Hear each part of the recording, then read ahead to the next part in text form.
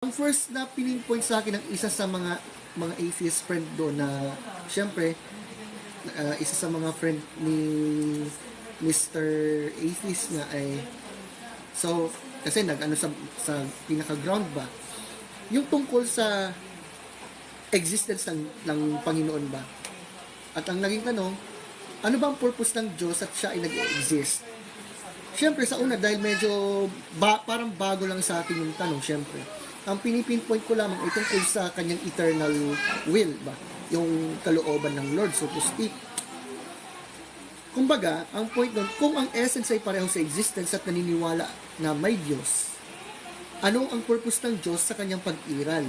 So, yan yung tanong. So, at that point, syempre, kanina lang, doon ko na-realize na, mukhang kailangan kong mapag-aralan to kung paano to masagot ba. So, may pinagtanungan na ako na isa sa mga kapatid na, yun nga, ganito yung pwede nating ma-pinpoint dyan. Kung saan, ganito ang point, no? Napapasimplihin ko lang. Sinulat ko na lang kasi may time na nakakalimutan ko. Okay. Kumbaga, ang pinaka-point dito ay simple. Kapag pinag-usapan ang layunin o purpose ba? Anong layunin? Ano yung meaning? Ganyan. Well, ito po ay applicable lamang sa mga created beings, sa mga nilikha. If God exists, so to speak, siya po ay nag-exist na mula pa noon hanggang ngayon, hanggang sa magpakailanman. So, it means, masasabing wala siyang matatawag na purpose in a sense na hindi po siya created being. But He Himself is the purpose of created being. Kumbaga, ang Diyos, kumbaga, ang dapat maging center, so to speak ba. God's essence is existence, so to speak. God's essence is existence Himself, to which He directs the existence of created beings according to His purpose.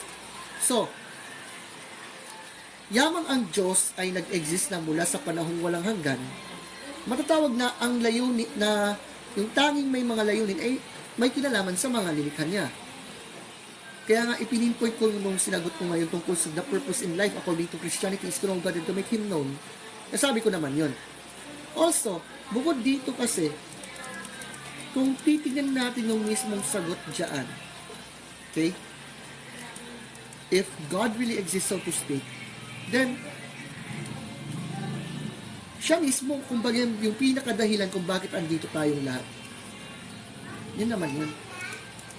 Now, bukod dyan, He is uncaused first cause. He is the purpose, He is all we have. He is who He is. Kumbaga, kaya nga tinawag ng Lord ang kanyang sarili nung kinausap niya si Moses na, I am who I am. So, yun naman po talaga Okay?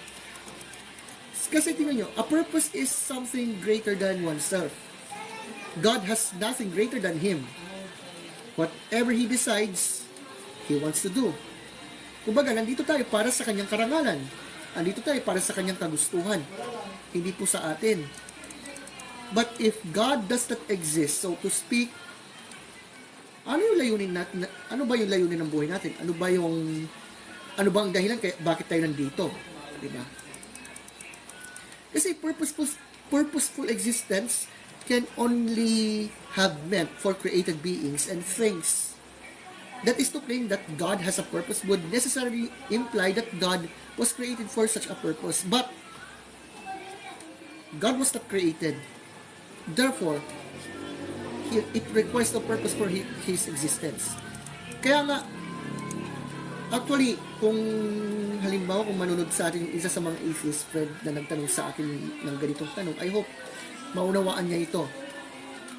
Kasi naalala ko, he called my answer before as a straw man, which is, I admit na medyo parang bago lang sa akin yung question. Magkagayon pa man, it doesn't even disprove na it doesn't disprove the existence of God after all. Okay. Now, isa pa, kung tutusin, if God doesn't exist, wala. Anong purpose pa ng tao para mabuhay kung gano'n, di ba? Kaya nga tinawag niya ang kanyang sarili na I am who I am, no?